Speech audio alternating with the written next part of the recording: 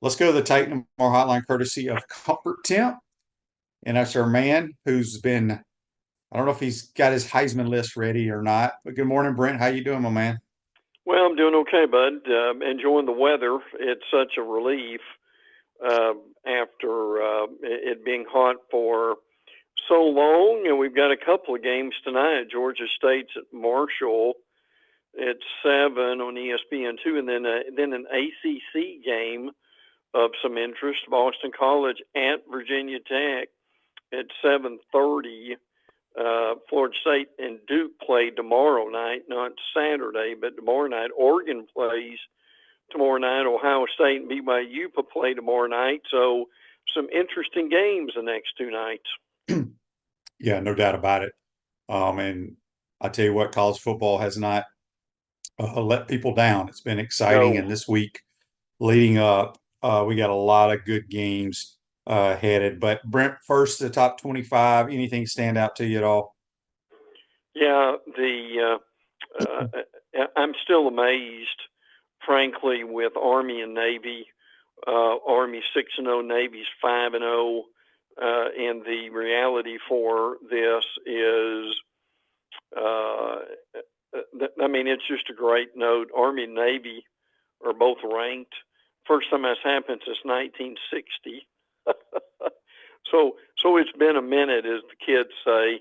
Now, here's an important note here, and folks can take this as they will.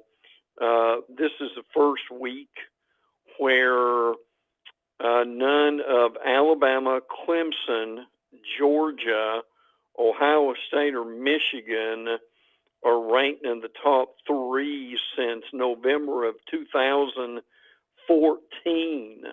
Wow, The 10 years top, ago.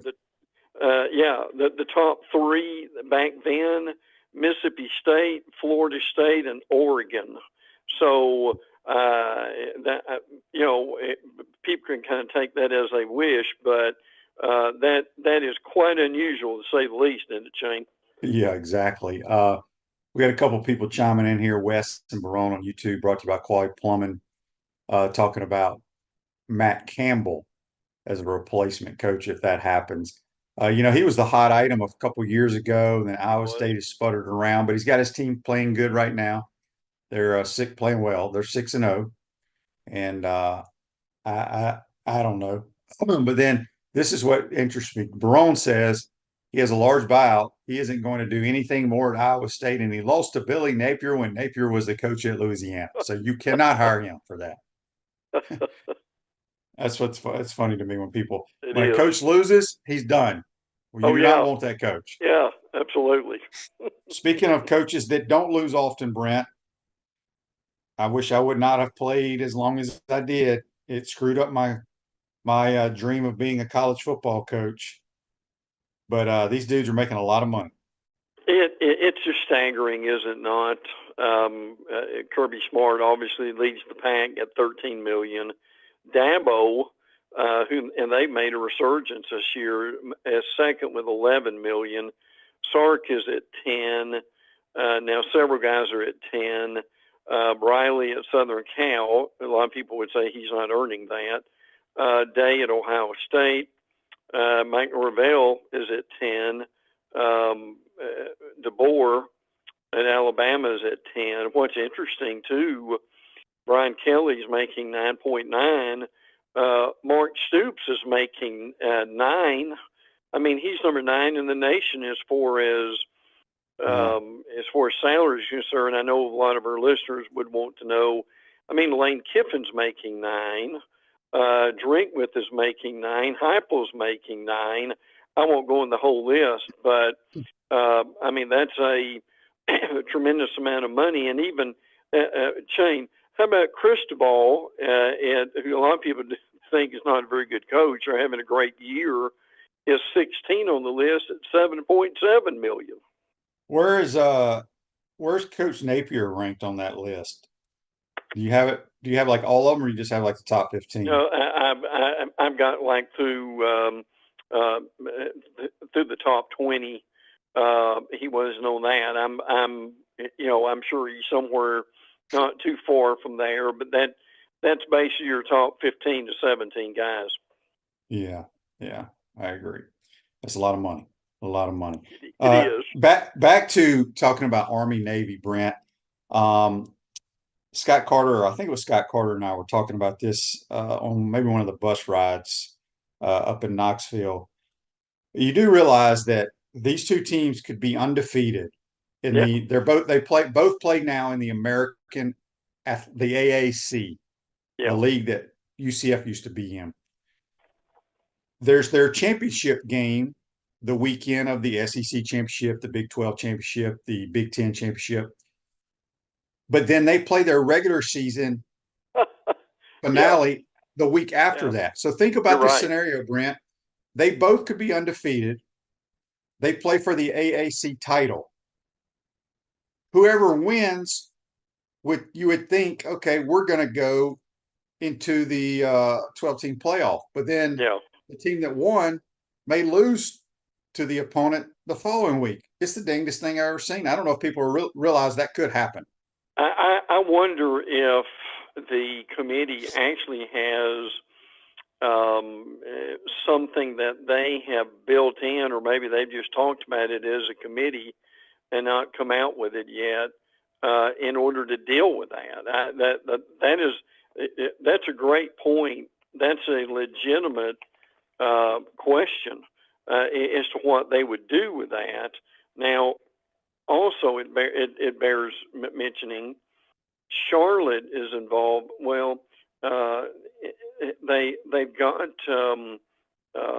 obviously Army, Navy, Charlotte, North Texas, Tulane, East Carolina, Memphis is in there, UAB, USF is in there too. I mean, that's a pretty good conference at this point, but it is. I mean, it's historical what Army and Navy are doing right now. And the truth of the matter is, I mean, they're all running well as they usually do, but they can also throw the ball well now too. Yeah, yeah, it's they're fun to watch. Uh, some coaching records for some of these big name guys in their last 13 games. Tell us who they are, Brent.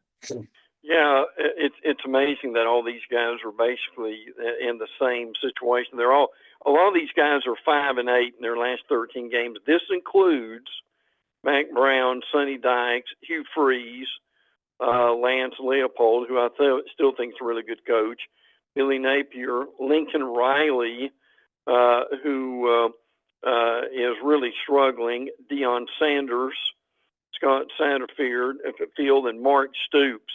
How about that for a list?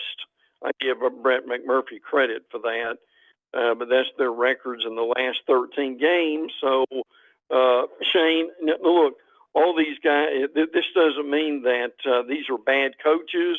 It just means that they're in a difficult stretch right now. Yeah, for sure. Tell us what's going on with the Big Ten and the SEC, Brent.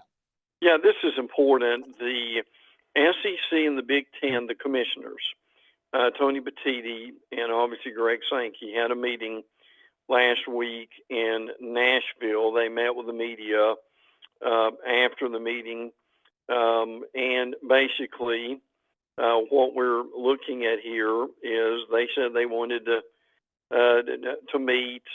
What they're talking about, among other things, is the Big 12 and the SEC have a kind of a round robin thing that they do in January on a certain weekend.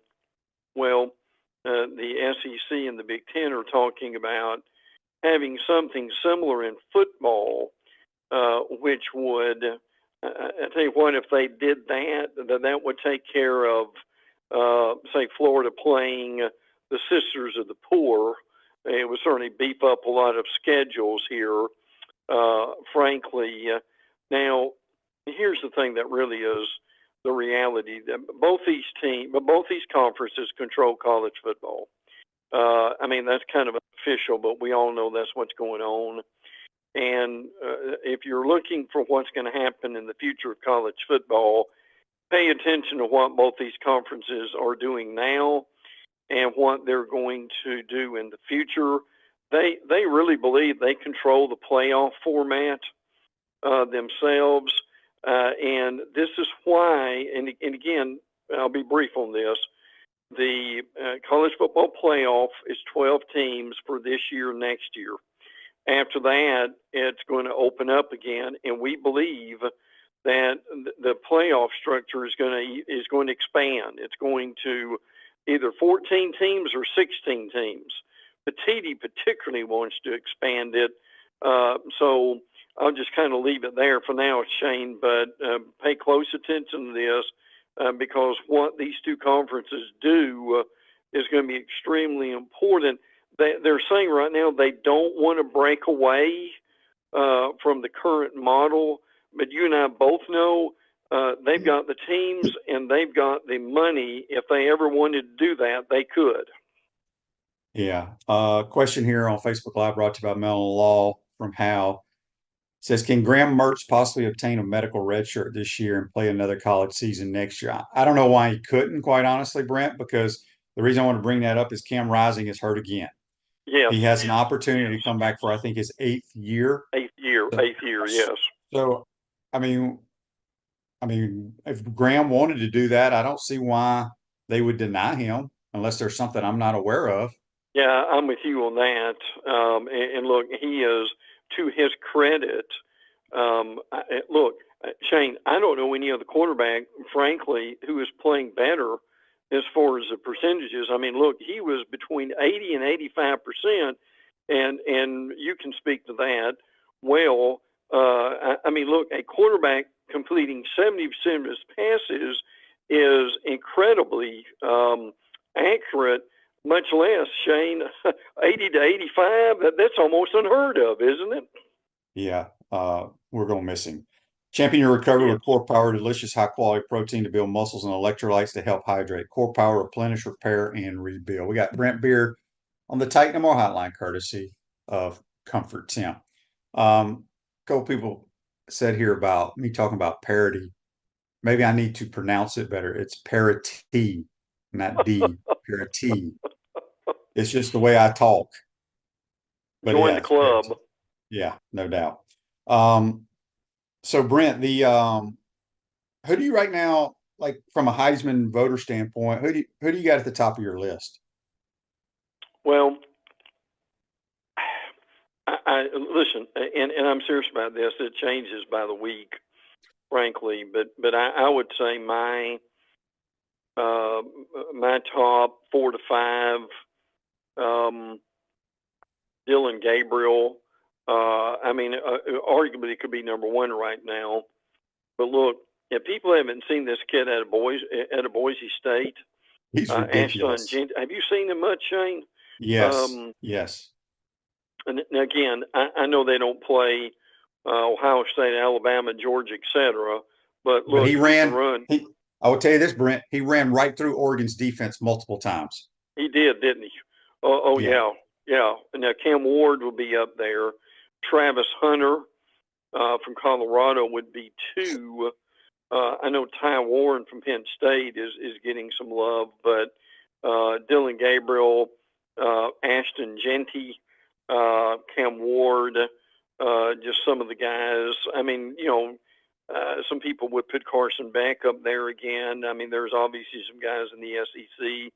Jackson Dart was up there. He struggled last week. So, look, it's a year-long award, not just a weekly award. But I tell you, that's a great thing about college football. This thing almost changes every week. Yeah. Jeff says Genty's from Jacksonville. I think he was born in Jacksonville, but I think he grew up in Texas. Correct. And played his high school ball in Texas, if I'm not mistaken. Brent, this is kind of the week that I think everybody's been waiting for, especially in the SEC with the slate of games. Yes. I'm sure CBS wishes right now that they still had the contract with the league. Really? But man, there's some good games. It's unbelievable. It really is. We've got the station I work for here in Jacksonville. We have ABC, and they've got that triple header every week, so that's been incredible. But yeah, Alabama, Tennessee, obviously Georgia, and Texas, and even beyond that. I mean, almost all these games have something riding on them I mean, Arkansas, LSU, just going down the line. Shane, it really does it seem like every week with the SEC that, I mean, there's not one or two. I mean, that there's 3, 4, 5 games that have some monumental consequences. Yeah, and then I mean I would say the two premier games in the league. Not saying that a team can't get into the 12 team playoff with two losses, Mhm. possibly three, but you know, Alabama and Tennessee, whoever loses that game is going to have two losses, still a bunch of games to be played, and if Georgia loses, they got two losses. So That's right. some critical games. Yes. The NCAA went ahead and jumped in due to Dan Lanning outsmarting them. Listen, I can't tell you how unusual this is. I mean, the NCAA usually goes along with it they'll propose something, and 2 or 3 years later, it's something to get done. But this has happened in the middle of the year, and again, I'll be brief on this too. This is the Oregon Ohio State game. At the end of the game, Dan Lanning, in a move that frankly was really pretty smart, decides to put not 11 but 12 men on the field. They get penalized for it, and what that did is it took about 4 seconds off the clock, which made a major difference at the end of that game. So what the NCAA has decided to do, or the rules committee, is if that penalty happens, what they're going to do in the final 2 minutes of the game, the clock will return to the time that was on before the snap, if the offense desires to do so. So, in other words, if this rule had been in place, Ohio State would have had more time. And look, the people may say, well, 4 seconds is not much. I mean, Shane, after while playing, 4 seconds is at least another play. Yeah. So that could have made a big difference in that ball game. Yeah, so it's crazy that they went ahead and addressed it right now. That's what's shocking It to is, me. yes. Text on the Titan MRI text line from Josh in Mississippi says, I heard a stat in 2022, Florida's offense, although more inconsistent, was ranked in the 20s nationally in the last 2 seasons under Mertz, has been in the 50s, and that explosive plays help the offense be better under AR. Maybe see the same thing with Lagway. The inconsistencies cause he's young, but more explosive plays, meaning better offense overall. That's a possibility. I'm more of a consistent guy than an explosive guy. Um, sometimes explosive plays are they're busted plays. Yeah. You can't count on that type of stuff. But I think Lagway's a much better quarterback at this point than Anthony Richardson was at that age. That's just what my eyes tell me. Text here on the Titan number text line. This is for you, Brent. Says, can you ask Brent his top 3 possibilities to replace Napier if there's a change? Well, I mean, what you hear is Kiffin being number one. Number two, now look, you hear a lot of different things. Eli Drinkwith is mentioned at Missouri, and people may say, well, what has he done? Well, he's done a good job in building that program. So I think he has been impressive and would be a really good hire, frankly. I mean, I talked to a beat writer friend the other day who covers Florida, and I asked him the same question, and he said, well, he still hears John Gruden's name from time to time, and I look, my struggle with that is Florida's like a lot of schools.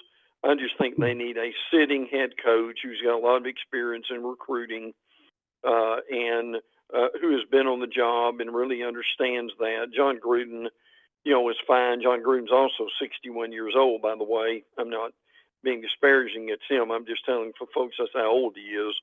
But to me, if they went, if they make the change, and if they went with either one of those guys, if they want to go that way, they would make that would be a good decision. And again, as we mentioned, the money, frankly, I mean, Kiffin again is making $9 million a year right now. Yep. Yeah, he'll be regardless of where he is, he'll be making more money than that next year. That's right. Someone said that Florida said someone heard them say, or no, it's publications, and I repeated it, that if the Gators went 8-4, they had a good chance of making the playoffs. And multiple publications said that at the beginning of the year. Toby said his top three would be Lashley, Signetti, and Jamie Chadwell. I think they're all good coaches, but you're not going to move the needle with those guys, Correct. in my opinion. Signetti, I would take Signetti over those other two and out of that situation, but again, he's 60 something years old as well. No. All right, Brent, Alabama, Tennessee. Last time Alabama rolled into Tennessee, I believe they lost the game. They did. This is do or die for both teams. Yeah, and again, the loser would have 2 losses. Now that doesn't eliminate them from the playoffs, because we still really don't know what this committee is going to do. We think we know, but until we actually see that, we won't know. But look, the main thing with this game, I can tell you right now, what's going to determine this game is the Tennessee runs the ball well. Dylan Sampson is basically the best running back, certainly among them in the league. When this game's over, look and see how many yards rushing Dylan Sampson has. If he's got what I would say 150 or more, Tennessee probably wins. If it's say 125 or 100 or less, I think Alabama wins. So you've got Tennessee's offense with Nico is struggling, frankly, badly, and Alabama's defense is struggling badly. So who can fix either one of those will make a big determination. Big injury in the game.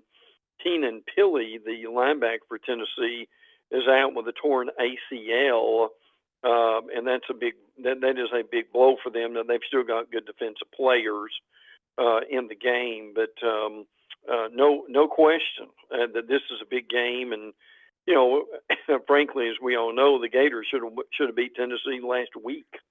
So this is your 3:30 game, and then Georgia Texas is your the game after that. Yeah, I think Alabama will win this game, mainly due to quarterback play at Tennessee. Yeah, good point. Now he could go out and have a career game, but his stats against Power 4 opponents and in the SEC is not good enough to win at the quarterback position. The Hogs are hosting LSU coming off their overtime win. I'm sniffing upset here for some reason, but I tell you what, in my opinion, to this point, Garrett Nussmeier has been the best quarterback in the league. I'll tell you what, he was really impressive down the stretch in the win over Ole Miss. Had a great throw to end the game in the end zone. Arkansas was off last week. Now, Taylon Green, the Arkansas quarterback, has been banged up, but he is supposed to play. So that's going to be important. Shane, to your point, LSU is getting better.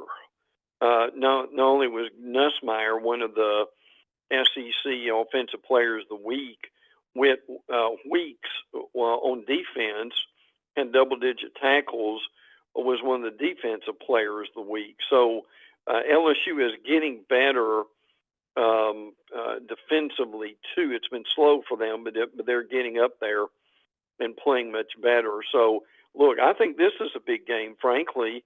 I mean, Arkansas is playing very well, and Shane, I'm kind of with you. If LSU emotionally doesn't have much left in the tank, and that Ole Miss game is a big game for them, I think you could see Arkansas winning this game, particularly in Arkansas. Yeah, and it all depends on if their starting quarterback plays. He'll turn it over, but he's a much better he's a better thrower than the other kid that came in. The other kid's more of a runner. Yes. So who knows? But I think the Hogs have a chance to win that. Auburn's at Missouri. Missouri come off their big win at UMass. I wouldn't trust Auburn to win a football game. no matter what. They're struggling to score right now. In SEC play, Auburn's averaging 16 points a game. Shane, that's not going to win many games in the conference, averaging 16 points a game, is it? No, not at all. Gators, this could be a rock fight. Yes. You know, Yes. two teams that just having trouble scoring. Now Kentucky can stop people. We've had trouble in the last few years against their defense. They got a lot of those guys back. What do you think about this Kentucky Florida game? Yeah. A couple things to keep in mind for Kentucky. Their all SEC quarterback Maxwell Hairston. It looks like that he's going to be out for the game. And here's a key stat for Kentucky: when Kentucky wins, they dominate time of possession. So that's something to keep in mind. At some point, as the game goes along, pay attention to how long Kentucky's had the ball. Now, Jamon Dumas Johnson, who is a Georgia transfer, is playing well on defense, and they're going to have to block him. Also, Brock Vandergriff is your Kentucky quarterback, the transfer from Georgia. He's not a great passer, but he's a gritty type player, can make the tough plays. He's still learning to be a passer, I believe. So just some things to keep in mind for Kentucky. Yeah. Electronics World integration and design specialist for smart home automation and entertainment. Affordable local installation service and support at electronicsworld.net. A few more minutes here with Brent. All right, Brent, the big game. Georgia's at Austin, Texas to take on the Longhorns. I initially thought this game was in Athens, and I figured Georgia would win it. I still think Georgia's going to win it, and there's only one reason why. I don't think Quinn Ewers is healthy. Yeah, I watched him play against Oklahoma. Now, he didn't have to do a whole lot, but he missed some just throws that he makes in his sleep. And it looked like to me that, I think he had some ab injury, I remember, but you could tell in his throwing motion that he didn't look good to me. I thought they might put Arch in. I'm going to think the dogs upset him. I could be 100% wrong, but it's only because I don't think Quinn Ewers is 100%. Yeah, and I'll add something to that, too. Tate Ratledge, one of Georgia's best offensive linemen, has been out for a while. He is likely to play this weekend. I think that would be huge for them. Texas is one of the rare teams that's in the top 10 in scoring offense and scoring defense.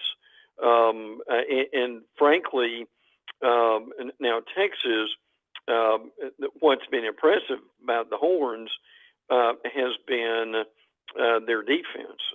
Their defense, they had to replace a lot of guys on the defensive line, and they have done that, frankly, but they're the number 2 in scoring defense and yards per play allowed. So that's been impressive. Also, Isaiah Bond, the Alabama transfer, is questionable. He's got an ankle injury, so whether he plays or not would make a big difference in the game, too. And I'll say this real quick. Look, Texas is a really good team. I think they're deserving of their accolades, but there's something to keep in mind that Texas has beaten Colorado State, frankly, a very average Michigan team, UTSA, Louisiana Monroe, Mississippi State, and Oklahoma, that has a freshman quarterback and 5 receivers who have been out for most of the last several games. So, Shane, I mean, when you really put this thing under a microscope and see who Texas has played, look, I'm with you. I think Georgia wins this game. Yeah, we've had a lot of people here saying, hope I'm wrong. Hope Texas hangs 50 on them because Mississippi dropped 31. Mississippi State did. Every game's different, people. Just remember that. And trust me, Kirby will have his players' attention for this game. And we've had some people say Kirby needs to keep his hands off other players. Look, Kirby addressed say what you want to say about Kirby. I understand he's got a lot of people getting arrested and all that, but I like Kirby Smart a lot. And he basically addressed running into that. He never even saw that kid, that player. I watched the tape like 10 times, rewinding it, and I agree 1000% that he never saw him. So, Yeah, and he apologized immediately that night to Jeff he Levy and did. to the quarterback. He So, did. Yes. Brent, any nuggets before we get you out of here? Yeah, and we've got some other games certainly worth looking at. Mississippi State hosts Texas A&M, who are very quietly playing well. Oklahoma hosts South Carolina. They won that South Carolina defense. That Kennard kid on the edge is extremely good. Now, Ole Miss is off, and they probably need it. Vanderbilt hosts Ball State. They're 4-2. Get this. They're going to be 5-2 when we talk next week, and on the verge of going to a bowl game, which is just staggering. And again, a reminder: Florida State's at Duke Friday night. Florida State has never lost to Duke in football. They're 22-0, but this may be 22-1 when this is over. Florida State averages 58 yards rushing per game. They're number 2 in the nation in punting. That's probably a stat you don't want to be number 2 in. And again, pay attention. Miami at Louisville, that's going to be a very good game too. Louisville's 4-2. Miami is undefeated. So that's going to be, I think, a challenge coming up. But Shane, we always enjoy it. Look forward to hearing from Kevin. And man, every week's a great week, is it not? It really is. Brent, have a good weekend. We'll see you next week, my friend. You too, brother. Take care. That's Brent Beaird, college football analyst and Heisman Trophy voter, joining on the Take No More hotline. Take a quick time out. Come back. We'll be joined by the Gainesville Sun's Kevin Brockway. You're watching and listening to PodUp Matthews in the Morning from the Crime Prevention Security System Studios. Be right back. We want to take this moment to thank our sponsors who keep the show going and pay the bills. Our premium sponsors are Crime Prevention Security Systems, Titan MRI, Meldon Law, Peachland Dental, QC Kinetics, Campus USA Credit Union, Dave & Buster's. Gridiron sponsors, Comfort Temp, UF Bookstores, Quality Plumbing, Silverback Concrete, Rules Ogra State Farm, Tropical Smoothie Cafe, F45, Gator Dominoes, Celebrate Primary Care, Miapa Latin Cafe, Gator Bait Media, Aikido America, Style Cuts, Ironwood Golf Course, Big Mills Cheesesteaks, 84 Lumber, Dowling Signs, Baker's Sporting Goods, MG&A Wealth, Florida Cracker Kitchen, Nest and Wild, Florida Victorious, Electronics World. If you're interested in promoting your business on the show, call Freddie at 352-284-3733. If you like what we're doing here, make sure to follow us and support the businesses that support us. Pro football legend Emmitt Smith understands your joint pain. It does not surprise me that there are a ton of people out there that's in pain. That's why Emmitt is such a proponent of QC Kinetics, offering real lasting joint pain relief with non-surgical, all-natural biologic treatments. Whether it's a joint pain, ankle pain, shoulder pain, neck pain, back pain, hip pain, any kind of pain, the body eventually will break down when it's under that much stress. That stress can cloud your judgment to the point that you'll just say yes to the scalpel or yes to another prescription of pain pills. But maybe it's time for a second opinion from QC Kinetics. The reason why I would recommend this is because the natural biologics that QC Kinetics is providing you gives your body a chance to naturally heal itself. Restorative, regenerative solutions are here. Get lasting relief and live your life. Call QC Kinetics, 352-400-4550. That's 352-400-4550. QC Kinetics, 352-400-4550. Miapa Latin Cafe, welcome back to the Crime Prevention Security System Studios, large enough to serve you, small enough to care. Miapa Latin Cafe, discover the ultimate Cuban culinary experience at Miapa Latin Cafe with 5 locations in Gainesville and Alachua. You're never far from the best Cuban food north of Miami. Back to the Titan MR Highline, courtesy of Comfort Temp. It's Kevin Brockway from the Gainesville Sun. Good morning, Kevin. How you doing? Good morning. How are you, Shane? Did you stay up till the final out against your Mets last night? Yes, I did. It was kind of depressing, but what are you going to do? But, I was busy working because, Wednesday night's a Napier night. So really kind of missed the first 3 innings. I mean, had it on mute while I was finishing up my stories. But, Yeah, really, really rough, and a lot of self-inflicted errors in the second inning. I mean, we've scored 2 runs without barely hitting the ball out of the infield. Basically, catcher doesn't throw to the right bag, and it was off to the races from there. Yeah. Y'all got Coach Napier yesterday. I guess Wednesday's one of his bigger days to talk to the press. Anything come out of the press conference that you can tell our listeners if they missed it? Well, I mean, and the injury report came out last night. Montreal Johnson and Trayon Webb were questionable, and that was really kind of the big thing. Is that the running back room is something that obviously could potentially be depleted depending on if those guys can play or not. But you got Jaden Baugh back there, you got Jacoby Jackson, and basically Billy said, "Hey, welcome to the SEC. This is why you try to stockpile the running back room." But I think there's the feeling that Trayon Webb did some things in practice this week, and there's a chance that he could be back, which would certainly help at that position for sure. Outside of those two running backs, rest of the team look pretty healthy. Yeah, pretty much. And Asa Turner, again, questionable. So, he's been out since the Miami game, and obviously having him back would be a little bit of a boon. Austin Barber, again, questionable, but as you recall last week, he played through. I heard last week he was in a boot, so I don't know if it's some kind of a leg issue or something. And obviously, it would be big to have him, gut it out again before the bye week, and hope it gets cleared up during the bye week. This is a question for Brent. I'm going to ask you though, Kevin, because I forgot to ask Brent. This is on the Titan MR text line. It says, have you seen a drop off in Florida recruiting with all the Fire Billy talk going on? Yeah, well, it's definitely not the class it was last year, right? And Vernell Brown, his son is a highly regarded kid, right? 5-star. They've also got another wide receiver down at Broward County that's really highly touted. I think they've done a pretty good job at the class at the wide receiver position. It seems like they've got a lot there.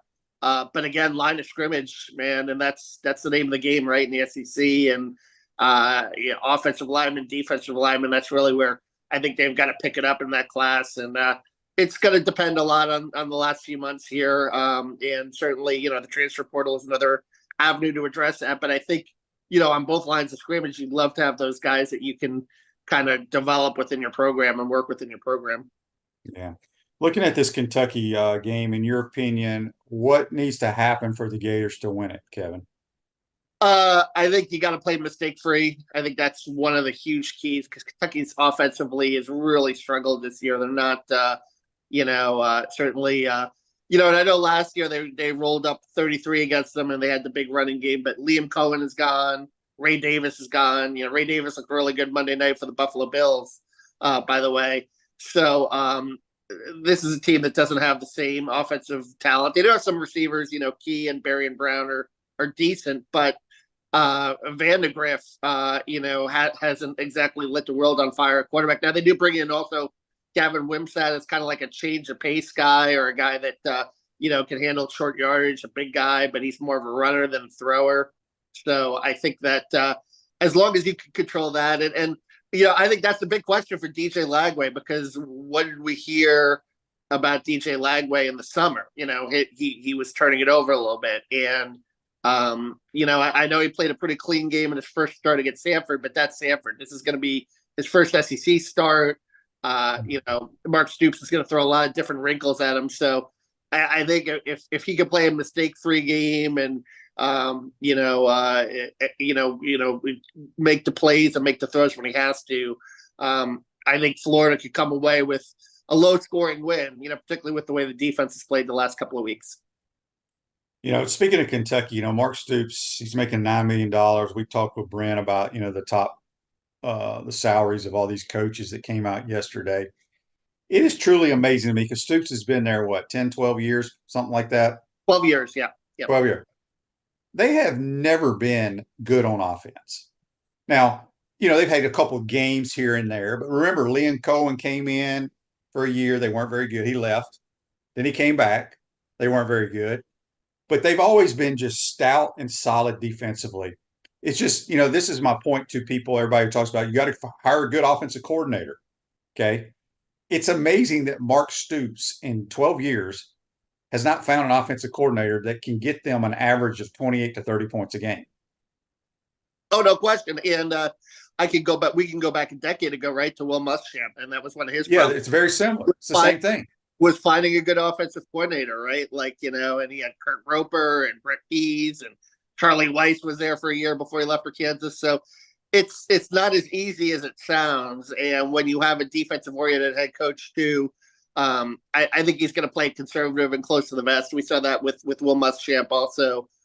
He's going to want to run the football. They're going to want to rest their defense at all costs. So I think it's more of a mindset when you have a defensive-minded head coach that's and the style that they're going to play, and that's how Mark Stoops has played. And listen, I mean, Mark Stoops is, offense or not, I mean, he's, sustained a pretty high level of success for a program like Kentucky, where, he's gone to a bowl game most years, and it's a very hard job, very hard to win there when you've got most of your NIL support going towards basketball, and most of your fan base is waiting for basketball season. So I think all in all, when you look at the analysis of what Mark Stoops has done, and heck, 4 of his last 6 against the Gators, and the Gators have won 31 in a row against them from 1986 to 2017. So he's certainly doing some good things. Oh, I think he's a phenomenal coach. It's just when you look at the body of work, how much better could they be if they had a decent quarterback and a decent offense? And the way they beat Ole Miss is uncharacteristic of a Mark Stoops coach team. He goes for it on like his own 20-yard line on 4th and 7, right? And they throw a go route, and that's how they win the game. So just interesting. Silverback Concrete builds firm foundations for generations. You stand on it. We stand by it. We got Kevin Brockway from the Gainesville Sun on the Titan MR hotline, courtesy of Comfort Temp. John says on YouTube, brought to you by Quality Palm, people didn't seem concerned when we let Etienne out the door. No, I was not concerned at all, because I think our running back room is as good. I mean, Etienne's just a guy at Georgia, right? He's having a good year. He's having a nice year, but he's, like I said, we all know what happened last year with, the blitz pickups and so forth and everything. And look, to his credit, Billy Napier defended the culture of his program. Basically, if you're not going to do those things without the ball, that I'm not going to start you or give you 20 carries a game when I have another guy, Montrell Johnson, that's going to do those things. And that's basically why Trevor Etienne left. He wanted more carries, and he's now at Georgia, and obviously he's doing some good things, and he's part of a program that has a lot more around him, let's put it this way, than what Florida has. Yeah, exactly. A great offensive line, one of the best offensive lines in college football, if not two. So I'm sure that's helped in terms of opening up holes. We got a bunch of people on all these different formats asking questions. Kevin, is there any way, in your opinion, that Billy keeps his job for next year? Yes, yeah. I do think there's a way, if he gets to 6 or 7 wins, which is still possible, believe it or not. But you got to beat Kentucky. I think this is, we say pivotal games every week, and certainly last week would have been a huge feather in his cap. But I mean, basically everything that I'm hearing is Scott Strickland is going to give Billy Napier every chance to save his job this year, every benefit of the doubt, unless it gets really, really toxic. And they've played harder the last few weeks, so you got to give them credit. Were there more bumbling sideline mistakes last week? Yeah. Should he have gone for 2 at the end of the game? Probably. But you can make the case for both, situations. But certainly they got to clean up the red zone mistakes for sure, and that's something that cost them dearly in that Tennessee game. Yeah.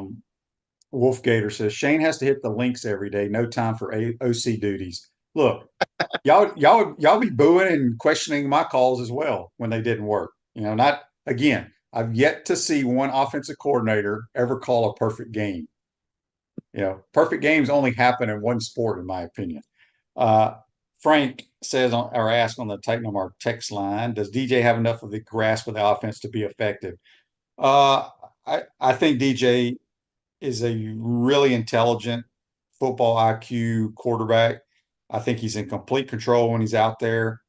I think he will learn that, just because a shot play, so to speak, is called, I don't have to throw it down the field. I can check it down. It's perfectly legal to do that, and that's a good play. He forced the interception the other day, whereas if he throws it into the flat, it's like a 12 or 14-yard easy gain. Um, so I think he's, like I said earlier, he is way above quarterback play at this age than Anthony Richardson was, in my opinion. A lot of people like to compare them, but I think DJ is way more advanced. That's a good, that's a good, and I was Billy Napier also on Wednesday, and he said light years ahead of the way he reads defenses compared to the spring. So he's improving every day in that regard too, I think. Yeah, and he's a better player in the game than he is in practice. I said in the preseason, the few practices I went, I was like, they ain't going to put him in the game unless we're up way ahead, because he made too many mistakes. But when he didn't throw very well. His accuracy was terrible in practice. But Yep. You put the real uniform on and people in the stands, he played well. He has played well.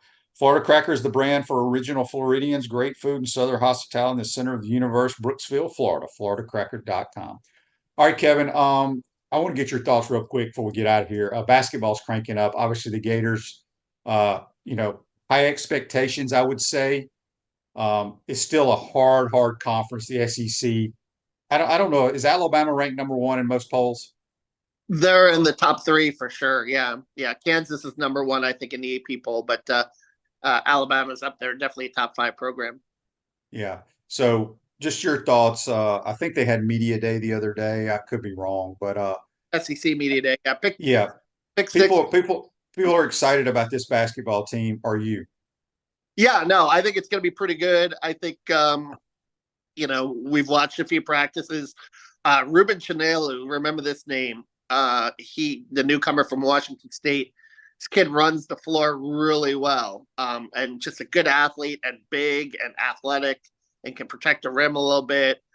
Finishing around the rim is a little iffy, but I think he's going to improve in that regard. But if you can, get down the floor for breakaway dunks, you don't have to worry about finishing around the rim. This kid, he's a really good athlete. So I think he's a newcomer to watch.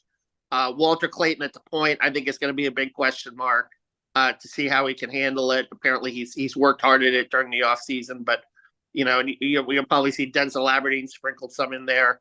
Alex Condon as a sophomore, I think will, strikes me as the kind of kid that has the work ethic that will make a little bit of a jump, and we've seen some of that in practice as well. So I like what they have. Elijah Martin, another kid too, obviously coming in from FAU, rugged, athletic.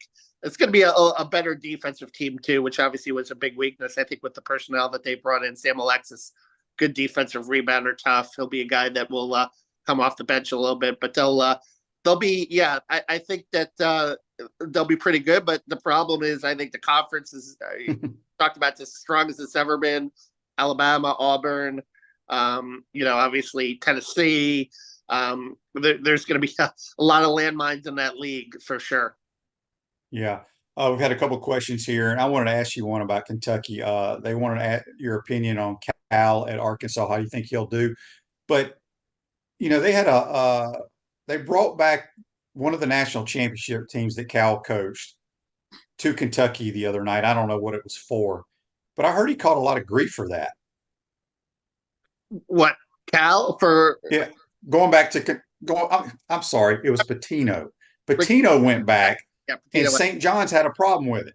Yeah, because he was wearing Kentucky gear, which was interesting. The fact that he wasn't wearing St. John's gear. And then it was funny because 2 days later they had another picture of him with Pope, and he made sure to have a St. John's shirt on. But listen, Rick Pitino coached Mark Pope, and this whole strategy, in 1996 when they won a national championship, and this whole strategy, I think, in hiring Mark Pope is like a departure from Cal. It's about like kind of the front of the jersey and what Kentucky had in the 1990s and how players sacrificed and how it was, I think John Calipari at the end of his tenure with, the fact that they didn't get out of the first weekend of the NCAA tournament, and Cal made it seem like it was more important for players to go to the NBA than for the Kentucky team to have success.